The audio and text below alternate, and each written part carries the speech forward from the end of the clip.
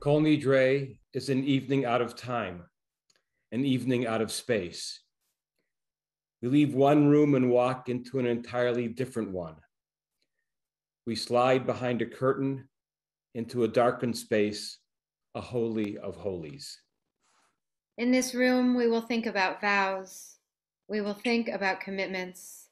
We will think about realities that are beyond our imagination. All of these are paths to help us consider our lives. We seek a story to tell us who we are as we travel through this room, who we aspire to be when we walk out. There's a catharsis as we walk in, the feeling of release when you are fully honest and authentic. You have gotten yourself here. You've gotten yourself here tonight to be undone and done again. We walk through this room together, a collective imagining and examining of our lives. The first marker we reach on this journey is preparation. We prepare our spaces and bodies. We wrap ourselves in the talit, marking a difference. Only once a year do we don this in the evening. Next, we light our way with the light of memory. We will light a memorial candle for our beloved dear ones. Their memories remind us of the impact a single life can have. We will say the mourner's Kaddish, marking this day with words of sanctity and holiness. The next marker points us further on our path towards the light of this sacred day, with the blessing that is all its own, the light of this day of atonement. And then we begin to face ourselves as we hear those old words, that ancient melody.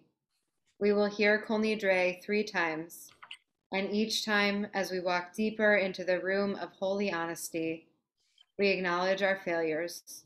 We examine what is broken, our world, our relationships, ourselves, and we reach for the potential of return and repair.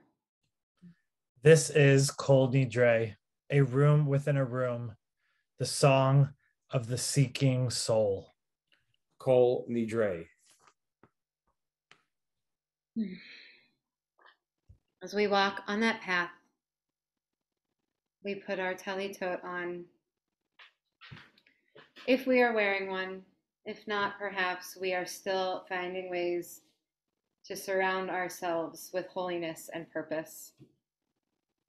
Baruch atah Adonai, Eloheinu melech haolam, asher kitshanu b'mitzvotav, v'tzivanu lihitatef batzitzit.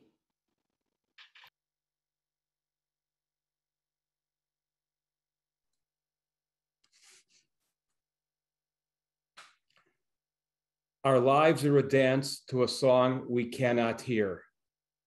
Its melody courses through us for a while, then seems to cease. What is this melody and where does it go?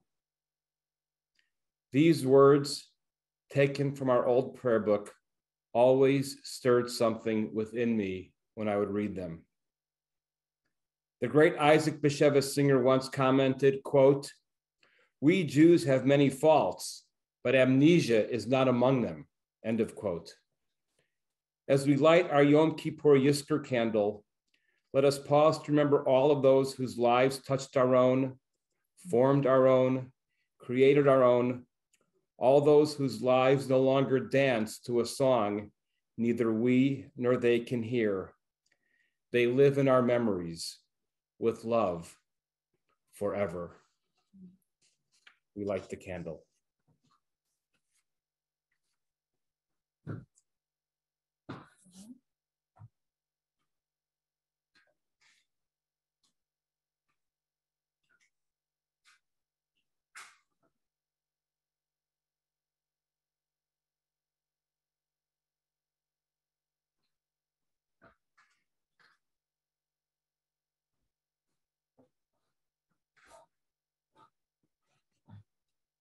Page 122, we read together.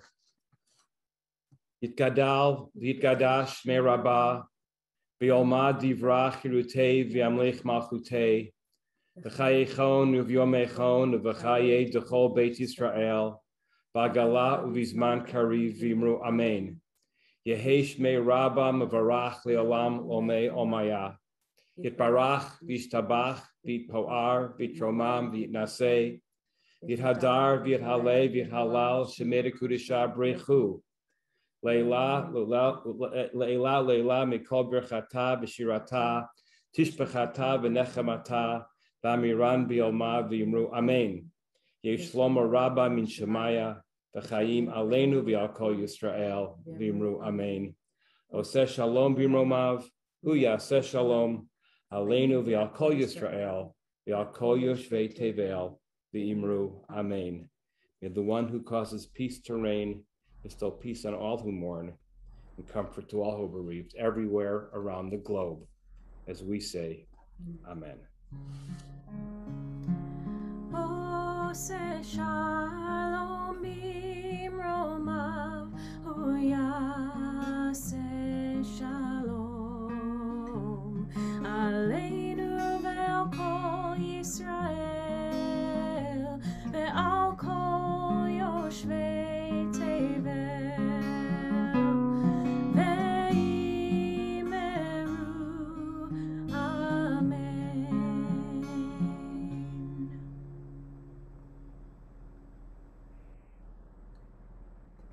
We continue with the lighting of our Yom Kippur candles, praying on this Shabbat of Shabbats, Shabbat Shabbaton, with the blessing on page 9, and adding these prayers or our own.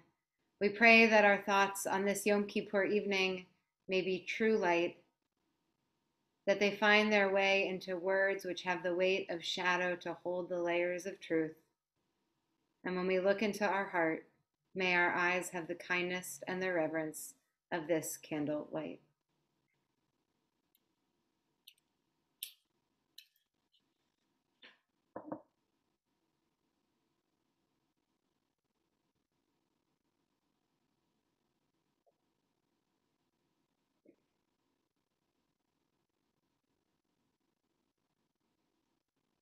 Baruch atah Adonai, Eloheinu melech haolam, asher kidshanu mitzvotav, v'tzivanu lehadlik ner, Shel Yom HaKippurim.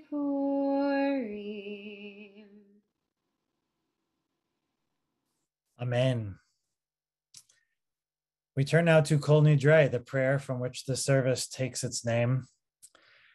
And as we listen to the chanting of Kol Nidre 3 times, we will intersperse various readings reflecting on failures of society first, then failures that we've experienced in relationship with one another, and finally, failures of our own self. If you are following along in your Machzor, I'm reading on page 89, Failures of Justice.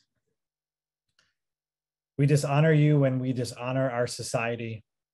For our failures of justice, Adonai, we seek forgiveness. For being indifferent to deprivation and hunger, while accepting a culture of self-indulgence and greed. For abuse of power in boardrooms, courtrooms, and classrooms, and for accepting the neglect of children and elders, the ill and the weak. For permitting social inequalities to prevail, and for lacking the vision to transcend our selfishness, for glorifying violence and turning hastily to war, and for allowing history to repeat itself, for behaviors that risk the future of our planet, and for wreaking havoc on our only true inheritance, God's creation.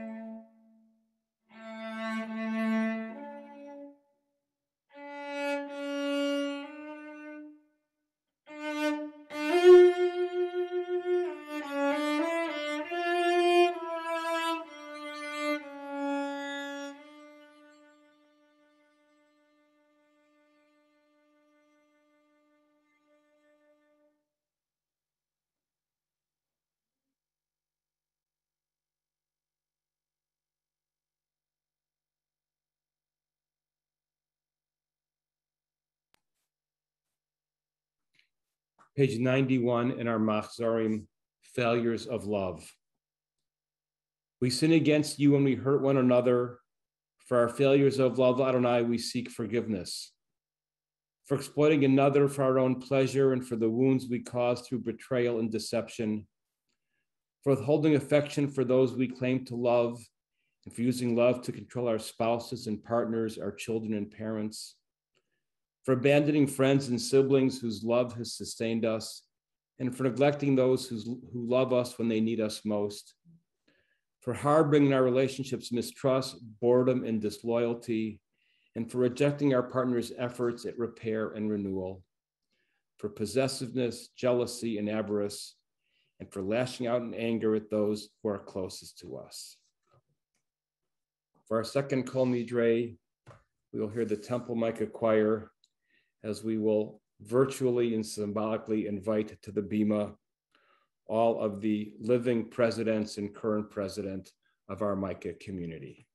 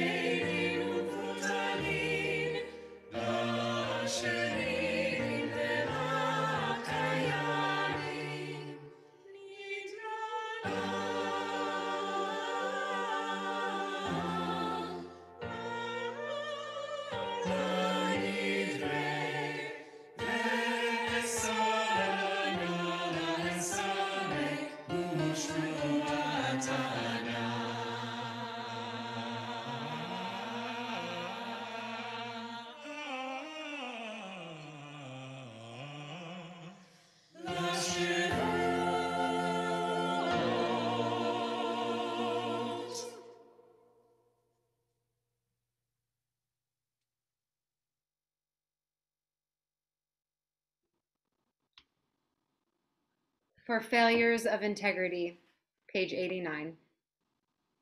We wrong you when we wrong ourselves. For our failures of integrity, Adonai, we seek forgiveness. For passing judgment without knowledge of the facts, and for distorting facts to suit our purposes. For succumbing in silence to societal pressure, and for acquiescing in beliefs we find offensive.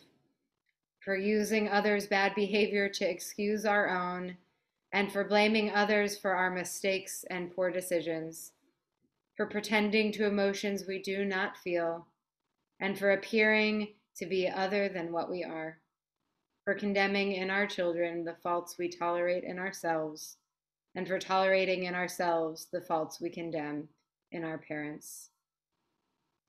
Kol Nidre 3. Should you like the words, you can find them on page 18.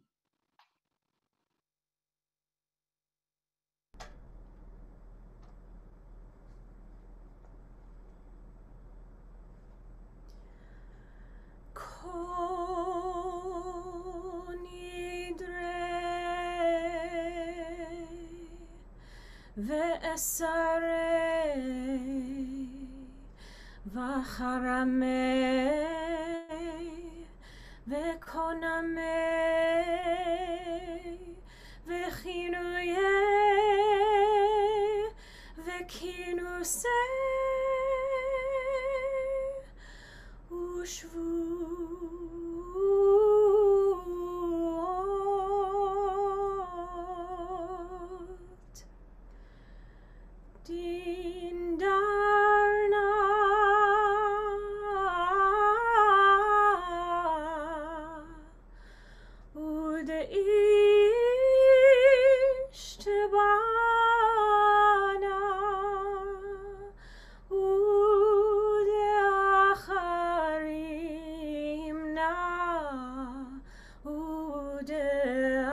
tarimna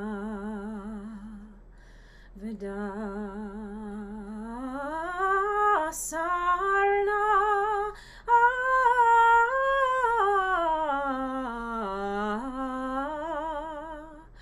al nafshatana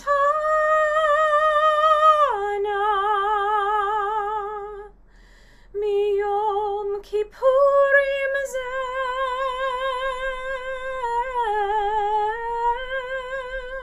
ad yom kippurim haba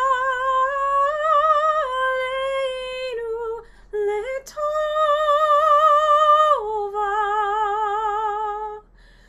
kulhon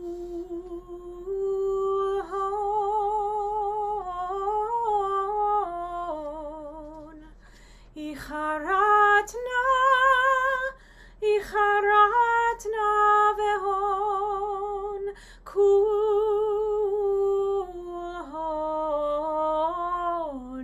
yehon sharan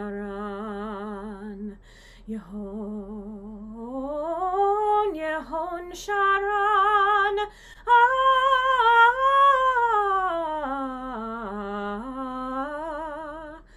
yehon sharan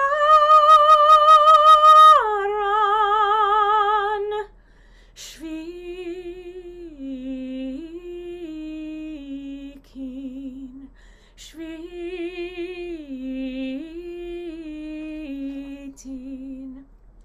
beteilin umvutalin la shiririn vela kayamin nidrana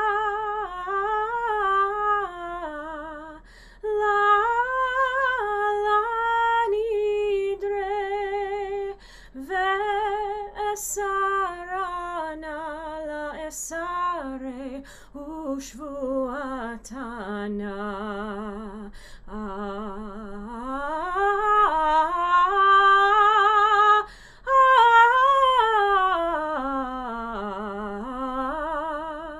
la shavuot.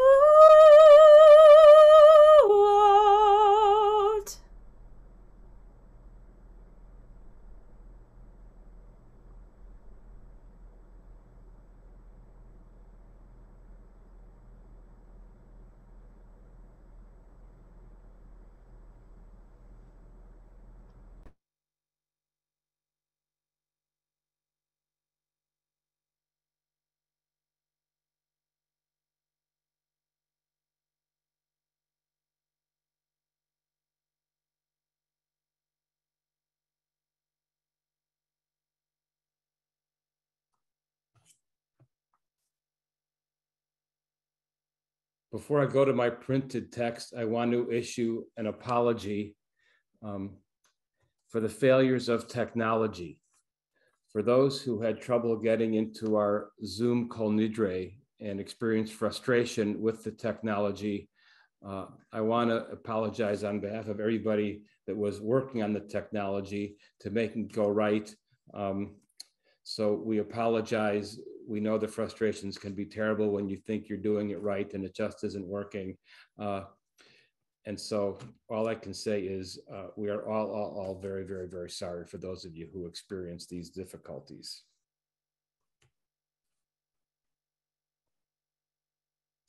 Kol Nidre, our most sacred evening, our most serious moment of the year, Tshuva.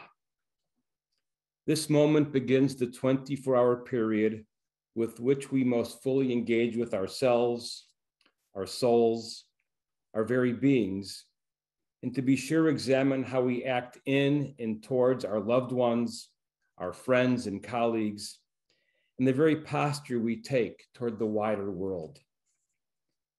This year on this Yom Kippur, we are in some sense in the midst of an additional turning point.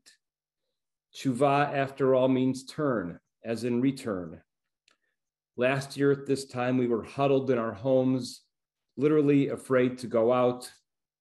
This year, vaccinated, but keeping vigilant and cautious, we are all slowly turning, groping towards and searching for our new reality. A year ago, as we all sat at our computer screens on this Kol Nidre evening, I described Kol Nidre as the evening of the year where we ask ourselves how we live when all bets are off, when all that we had once relied upon could no longer be taken for granted.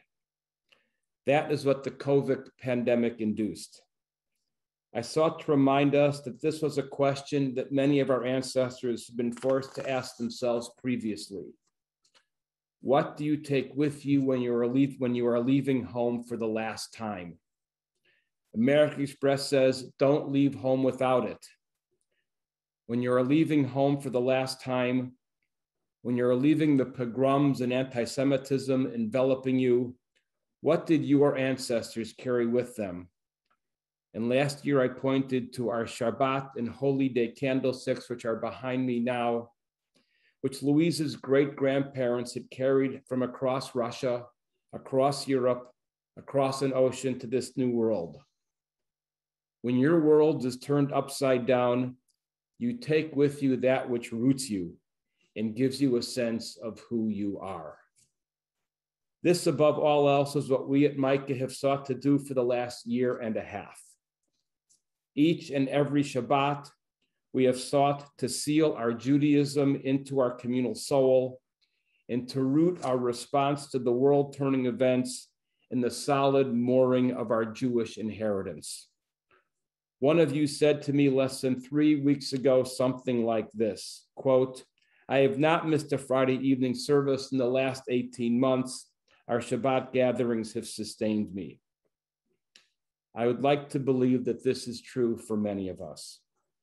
Many of us can ask ourselves if in the last year we have not marked time from Shabbat to Shabbat like never before in our lives. How many of us have been a bit like Tevye, clinging to tradition in order to keep our balance? I therefore ask, what exactly is tradition? How do we understand it? How do we live or not live it? In his masterful work, Jewish People, Jewish Thought, Robert Seltzer writes the following, quote, a tradition, like a personality, is a complex unity, a flow of elements received from previous generations, assimilated and passed on, adapted to and combined with elements of other cultures, repeatedly filtered, censored, and refashioned, subjected to shifts of emphasis and the working out of new corollaries, preserved for long stretches in a state of apparent changelessness, yet periodically reformed according to new perspectives, always retaining a core of sameness on which it depends for potency, sustenance, and vigor. End of quote. And Yaroslav Pelikan, in his much quoted works in these parts, writes the following, quote, tradition is the living faith of the dead. Traditionalism is the dead faith of the living. And I suppose I should add, it is traditionalism that gives tradition such a bad name. End of quote. This year, Yaroslav Pelikan especially was our teacher, as COVID led us to reconsider the way we embrace Shabbat, allowing us to take what some consider to be extraordinary steps with our communal Shabbat services. Both Seltzer and Pelikan, I believe, are onto something. Judaism can appear to be unchanging. We can look at old books, ancient scrolls, inherited prayers, familiar melodies, and feel like they have been with us forever, identical, unchanging.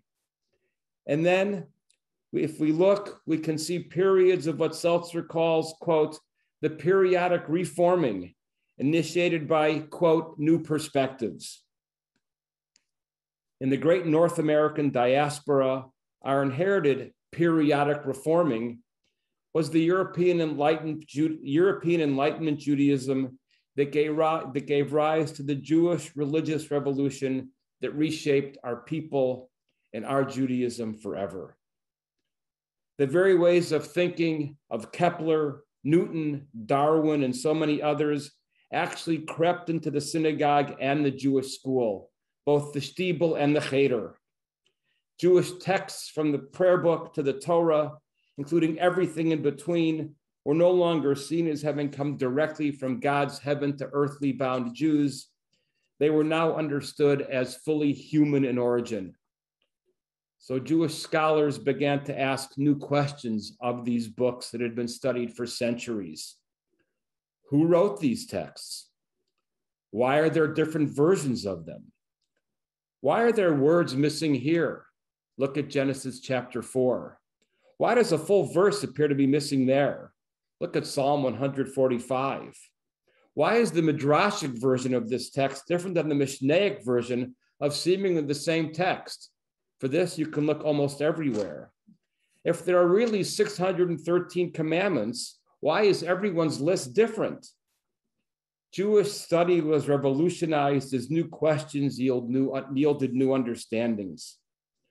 Archaeology became necessary in order to more fully understand the world of both the Bible and the rabbis. Hebrew? What about Akkadian? What about Ugaritic? Why are their ancient texts both so similar and yet so different? How can it be that the archaeological evidence of what we find in ancient Israel doesn't cohere with the written text of what we are told was the way to behave? Can it really be that in the ancient world, there were many different versions of Judaism, all practiced simultaneously? Additionally, the European Enlightenment made us as human beings more aware of who we are and our place in the world, the solar system, and the universe itself. To peek ahead, as the Enlightenment unfolded, we became painfully self-aware. Our place in the cosmos is so very, very small, and what it means to be human seems endlessly complex. What was once seen as hard and fast, true and certain, we now sometimes see as mere opinion, bias, or tradition. But I'm jumping ahead of myself.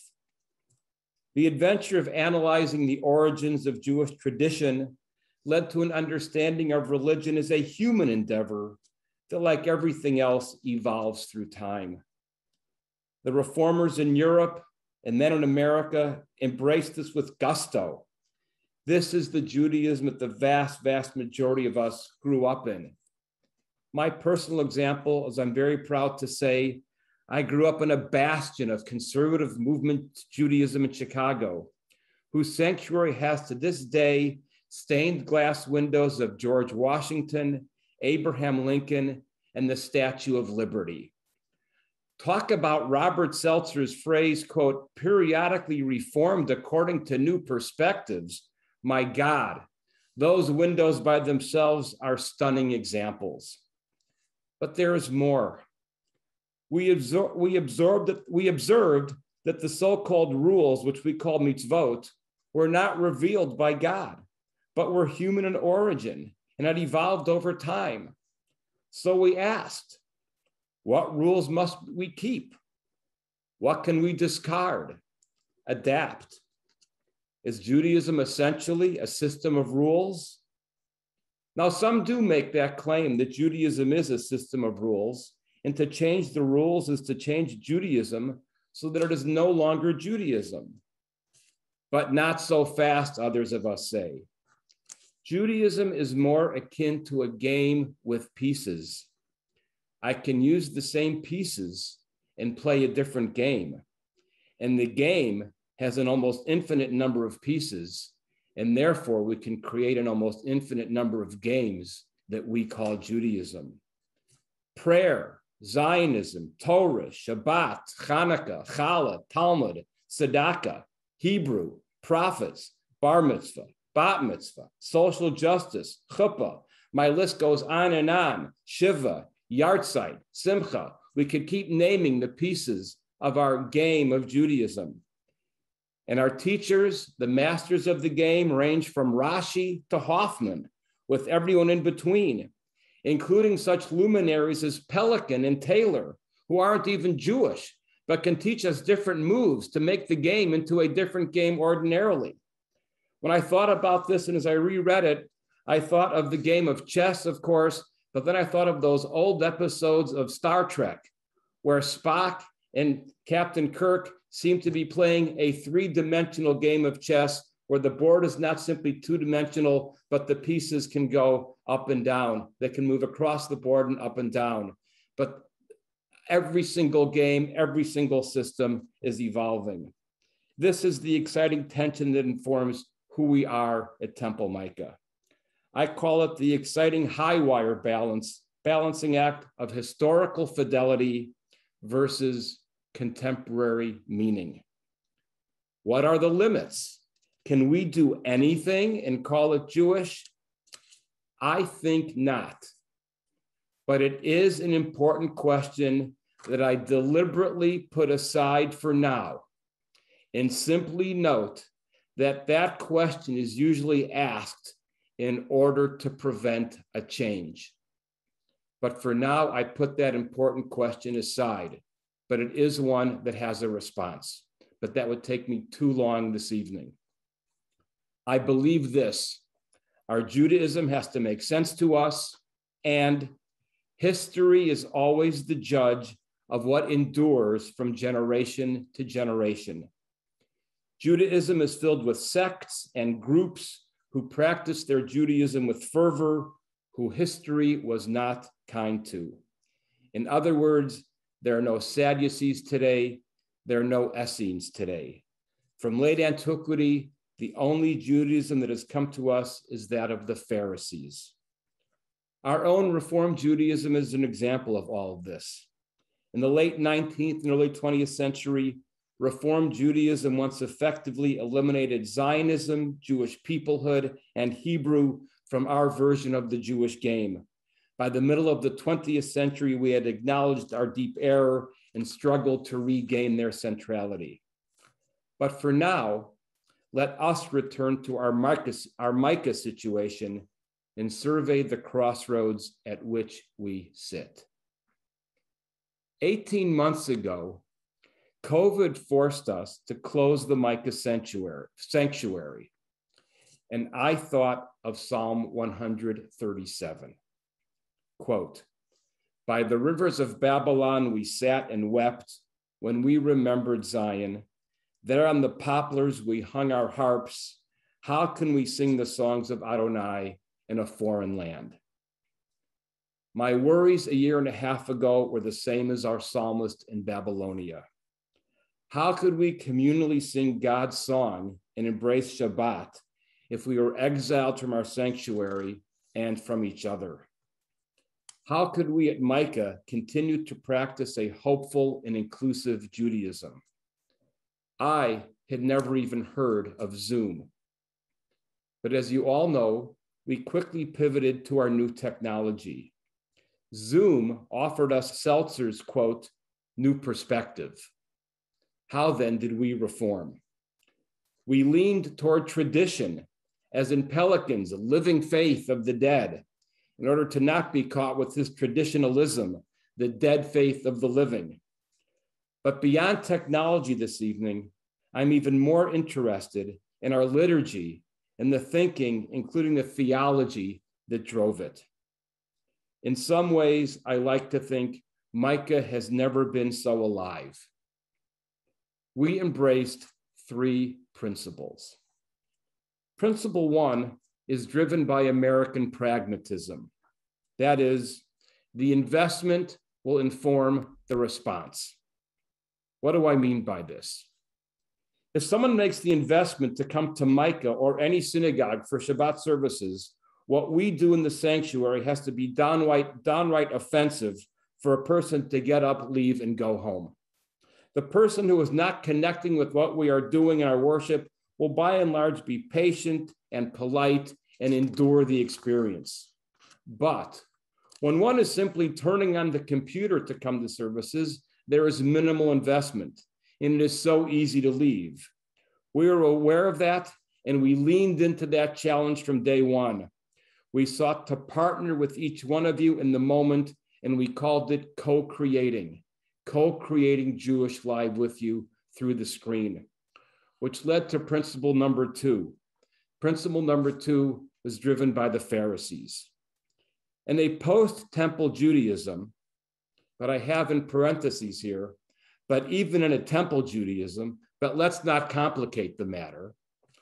In a post-temple Judaism, but keep those parens, but even in a temple Judaism, but we're not going to complicate the matter, the Pharisees made the table the central ritual element of Jewish life.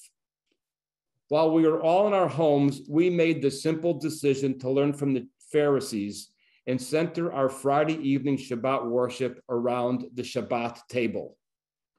The Shabbat table blessings thus became the center of our Friday evening. And since singing, Zmirot, is a feature of any Shabbat table, we of course included music. And we included prayers for healing and recognition of the world we are in. And then this tinkering brought us almost the entire way there, for those of you who have experienced Friday evening with us for the last year and a half. Again, seeking to co-create our Jewish experience, even as we are all apart. And principle number 3 is driven by looking outward, looking not at ourselves, but looking outside at the world. Prayer is powerful if it is responding to a shared experience and striving to speak personally to it.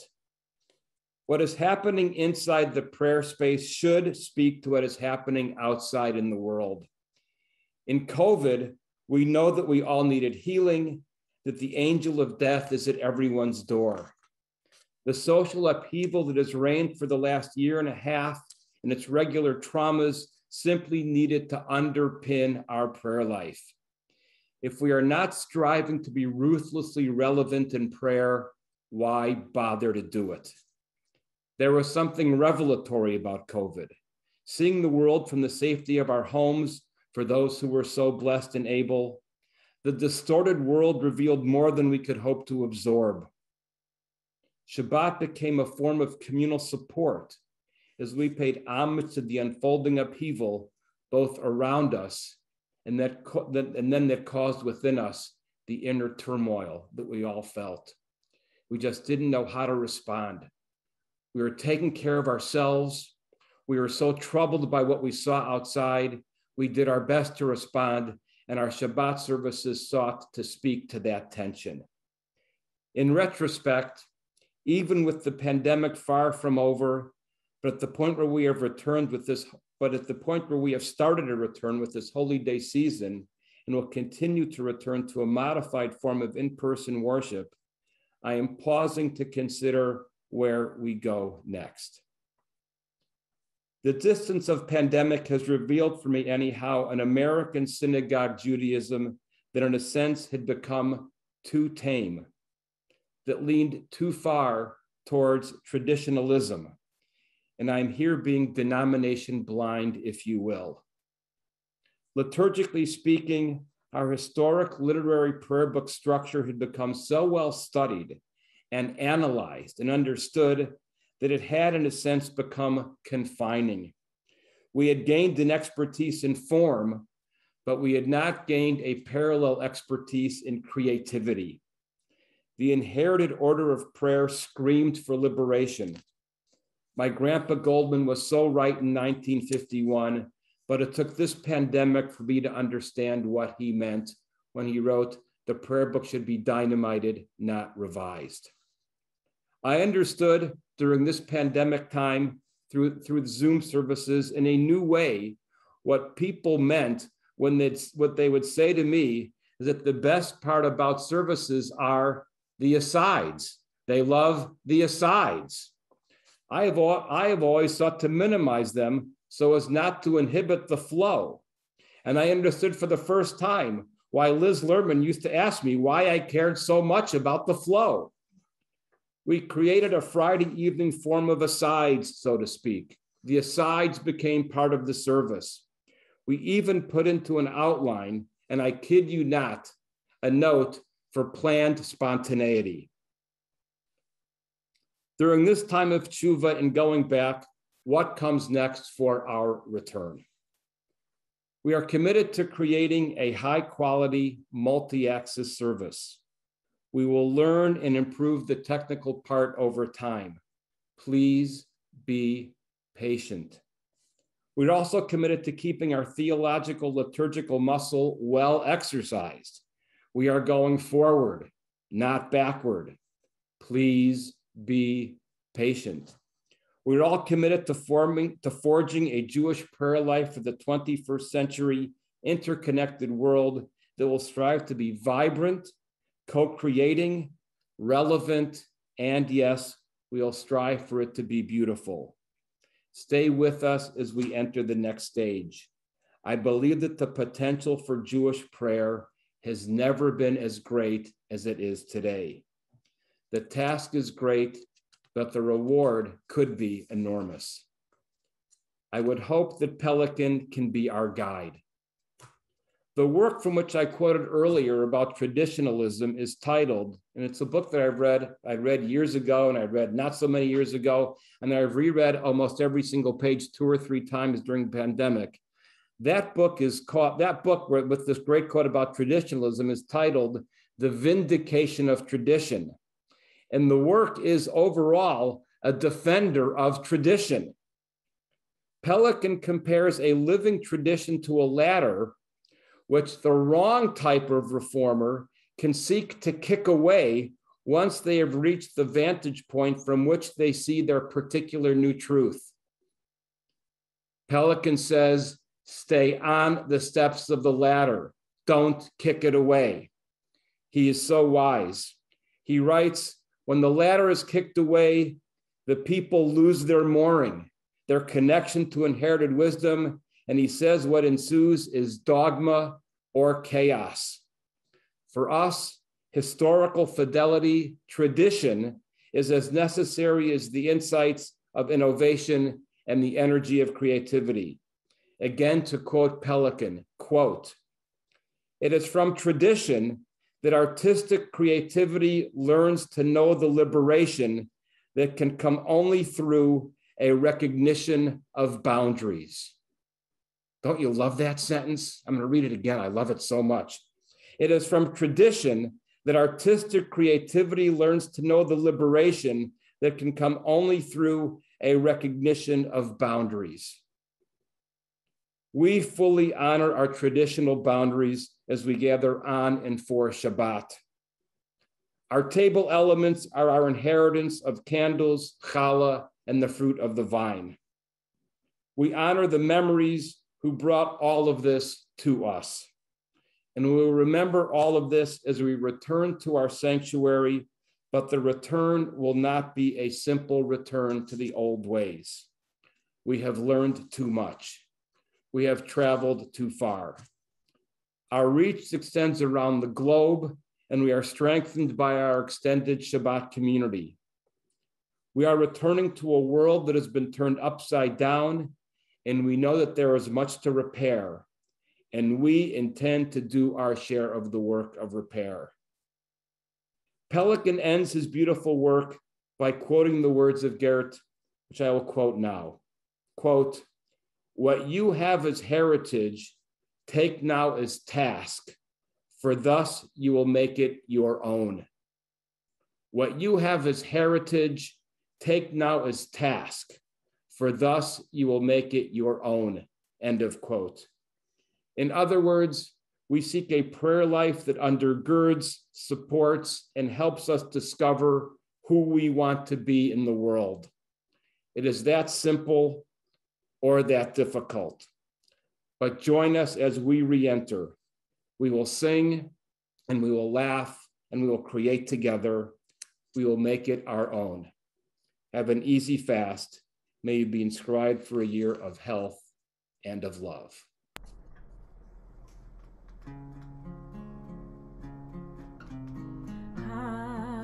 Shive